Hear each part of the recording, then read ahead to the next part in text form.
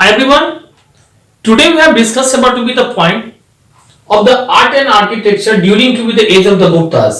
कहते हैं कि आज हम लोग जो पॉइंट है ना वो डिस्कस करने के लिए जा रहे हैं, जिसमें बेसिकली आपका पॉइंट जो है वो आर्ट और आर्किटेक्चर के बारे में आज हम लोग डिस्कस करेंगे। तो यहाँ पे बात आती है इस तरह का कि we know that very well here the Gupta king build the many temples. Gupta king जो थे ना ये लोग बहुत सारे टेंपल उस समय में बनवाए थे। अर्ली गुप्तास की अगर हम लोग बात करते हैं तो early Guptas temple were the simple structure. कहते हैं कि इनका जो अर्ली गुप्तास का जो टेंपल्स वगैरह हुआ करता था ना वो एक तरह से सिंपल टेंपल हुआ करता था, सिंपल स्ट्रक्चर का टेंपल हुआ करता था। Often consisting of the temple, ये ऑफन कंसिस्टिंग ऑफ, अगर हम लोग बात करते हैं कि इसमें ना कभी कभी कुछ कुछ ऐसे आपके ना रूम वगैरह मतलब जैसे होता है ना उस तरह का मतलब एक तरह से बनाया जाता था। कोई ऐसी बड़ी मंदिर या टेंपल वगैरह या फिर कोई ऐसा स्ट्रक्चर उस समय में नहीं होता था, एकदम सिंपल सा स्ट्रक्चर ही उस समय में एक तरह से बनाया जाता था। तो बहुत सारे जो टेंपल वगैरह बनाए गए तो एक तरह से जस्ट रूम की तरह लगता था। नो, इसके बाद में क्या होता है कि where the images of the deity was kept, जहां पे उसी रूम के अंदर में एक तरह से images of the deity, deity का मतलब मैंने इसमें दिया गॉड और गॉडेसेस, मतलब इनका जो डीटी होता था मूर्ति वगैरह जिसको हम लोग कहते हैं ना वो उसको क्या किया जाता था तो उसमें एक तरह से पुट कर दिया जाता था। एंड ओवर द इयर्स जैसे जैसे और साल बीतते जाते थे temples become the larger, temple जो था वो और बड़ा से बड़ा बनते चला गया एंड मोर द एलिब्रेट, और ज्यादा से ज्यादा उसको और सजाया गया। तो ये सब सारी की सारी बातें हम लोग ने टेंपल्स की बातें की। No, on that time some of the temples which we have written, या हमने यहां पर जो लिखा है बेसिकली द दशवर्था टेंपल के बारे में दिया गया, ये देवगढ़ में बनाया गया था। द टेंपल एट द भिटारगांव, ये आपका नियर कानपुर में बनाया गया था। और अगर हम लोग बात करते हैं ना तो टेंपल ऑफ सांची ये भी उस समय में बनाया गया था। दे वर द वेरी ब्यूटीफुल, ये सब जो टेंपल बनाए गए थे ना ये एक तरह से बहुत मतलब ब्यूटीफुल था, बहुत ही सुंदर हुआ करता था। एंड दे आर ये कंस्ट्रक्टेड, और इनको जो बनाया गया था उस समय में of a bricks and stone, बस ये दो चीज का यूज करके ये लोग ये चीज को बनाए थे। टेंपल्स के बाद अगर हम लोग बात करें तो टेंपल्स की बाद अगर हम लोग बात करते हैं ना तो कहते हैं कि न्यूमेरियस जो बुद्धिस्ट मोनेस्ट्रीज वगैरह थे ना they were also build during the reign of the Guptas. बहुत सारे बुद्धिस्ट मतलब मोनेस्ट्रीज वगैरह जो थे ये सभी उस पीरियड में एक तरह से बनाया गया था। Some of them were in the form of the caves, कहते हैं कि कुछ जो था ना एक तरह से केव्स के फॉर्म में बनाया गया था। And cut into be the hills, उसमें क्या किया गया था तो कट करके एक तरह से हिल को और इस तरह से बनाए गए थे। One such the cave monasteries अगर हम लोग बात करें तो इज इन द अजंता, अगर आप लोग हम लोग बात करते हैं ना तो उसमें से एक केव में से बात आती है अजंता का। इट्स अ वॉल और the covered with the printing, जिसको एक तरह से मुराल प्रिंटिंग कहा जाता था ना, उस मुराल प्रिंटिंग से सारे के सारे वॉल को एक तरह से मतलब डिजाइन की गई थी, उसको पेंट किया गया था, कवर किए गए थे। और इतना ही नहीं, depicting to be the events from the life of the Buddhas, और कहते हैं कि जो लाइफ ऑफ द बुद्धा का जो एक तरह से डिपिक्टिंग थी ना, जो भी फिगर वगैरह था ना बचपन की या फिर उस समय की, तो वो सारे के सारे फिगर वगैरह भी उस केव में जो था उस वॉल के ऊपर में ना इस तरह से डिपिक्ट की गई थी।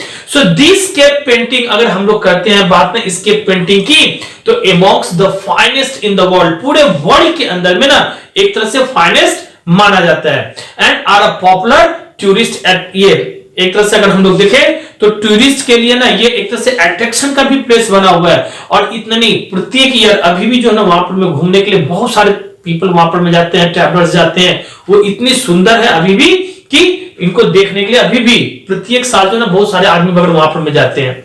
Now the art of the sculpture की अगर हम लोग बात करें उस समय में तो art of the sculptures still new to be the heights under the Gupta's, कहते हैं कि गुप्ताज के अंदर में ना एक तरह से ये जो आर्ट थी ना वो एक तरह से नए नए बनाए गए थे। मेनी इमेजेस जो था उसमें में बुद्धा का, महावीरा का और the various Hindu gods and the goddesses की अगर हम लोग बात करें तो हैव बीन द डिस्कवर, ये सारे के सारे चीजों को उस समय में ना एक तरह से डिस्कवर किया गया था।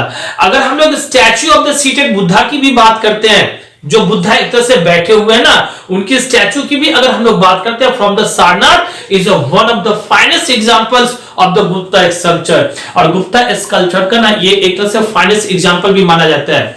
सो it depicts to be the Buddhas in the pose of the preaching the dharma, कहते हैं कि ना उसमें बुद्धास के ना पोज को एक तरह से ना बताया गया था कि कैसे वो बैठ करके एक तरह से धर्म के बारे में ना वो एक तरह से बता रहे थे। एंड अगर हम लोग फिर इसी में और थोड़ा सा पॉइंट के बारे में अगर देखें ना, तो hello represented his spiritual destiny, और वहां जो भी एक तरह से फिगर है ना, सीन है ना, उस देखने के बाद में ना लग रहा है कि कितने स्ट्रेंथ में जो थे ना, वो एक तरह से इस चीज को बनाया गया था। तो ये सारा का सारा पॉइंट वगैरह हम लोगों ने इसमें आर्ट एंड आर्किटेक्चर में पढ़ा। अब जो नेक्स्ट पॉइंट हम लोग पढ़ेंगे, that is about to be the literature. किसके बारे में पढ़ेंगे? About to be the literature, point about to be the literature, जो अब हम लोग डिस्कस करेंगे। तो basically we know that very well, the Gupta kings were the patterns of the Sanskrit literature. उस समय में जितने सारे गुप्ता किंग वगैरह थे ना, ये लोग संस्कृत लिटरेचर को बहुत ज्यादा सा और बढ़ावा दिए थे। सम ऑफ द फाइनेस्ट, अगर हम लोग पोएट्री की बात करें and the dramas in Sanskrit की बात करें, तो they were the written by the Kalidasa. अगर हम लोग बात करते हैं ना, तो उस समय में ये मतलब ड्रामा या पोएट वगैरह जो था ना, वो एक तरह से कालिदास के रूप में लिखा गया था। ये सारे के सारे उसी टाइम में लिखा गया था।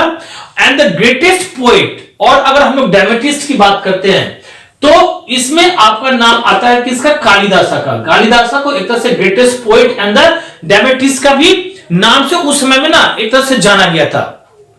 So his a famous books, अगर हम लोग ना इनके फेमस वर्क्स के ऊपर में बात करते हैं या बुक्स के ऊपर में बात करते हैं, तो बेसिकली ऑन दैट टाइम ही रोट द मेघदूता, इन्होंने लिखा था मेघदूता, फिर रघुवंशम, फिर ऋतु संहारा, कुमारा संभवा, और जो लास्ट एक जो पॉइंट इसमें मतलब प्ले के बारे में कहा गया है, ये एक तरह से नाटक के रूप में लिखा गया था, दैट वाज द अभिजनन शकुंतलम।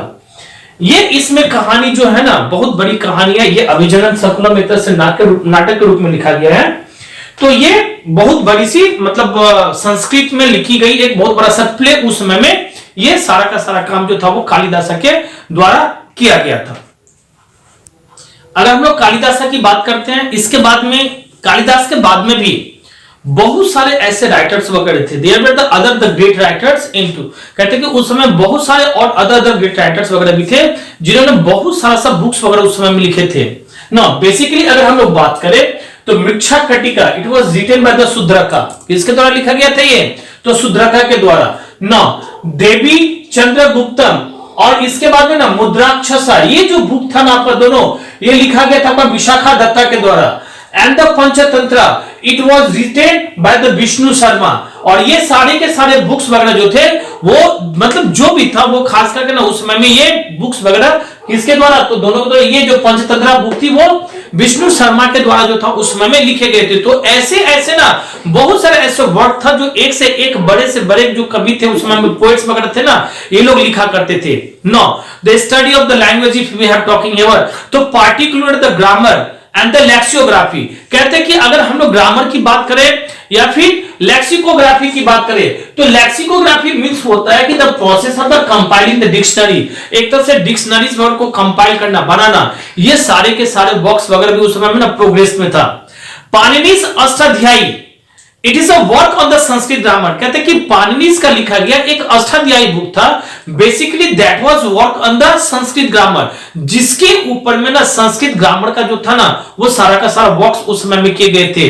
और इसके बाद में अगर हम लोग आए, तो अमर सिम्हा का अगर हम लोग बात करते हैं ना इसमें, तो अमर सिम्हा का it was compiled a dictionary in the Sanskrit called the Amara Kosha. और इसमें ना अगर हम लोग देखें ना, तो एक तरह से ये डिक्शनरी जो थी ना, वो एक तरह से बनाई गई थी, कंपाइल की गई थी संस्कृत में, जिसको एक तरह से अमर कोशा का नाम भी दिया गया था।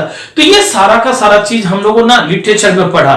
नेक्स्ट जो हम लोग का वीडियो फिर आएगा, अब इसके बाद में जो हम लोग पढ़ेंगे about to be the science के बारे में, और बहुत सारे ऐसे पॉइंट्स वगैरह होगा जिसको एक एक करके हम लोग डिस्कस करते चले जाएंगे। अभी तक के लिए आप लोग ये वीडियो देखिएगा, यही चीज को पढ़िएगा। That's all, okay.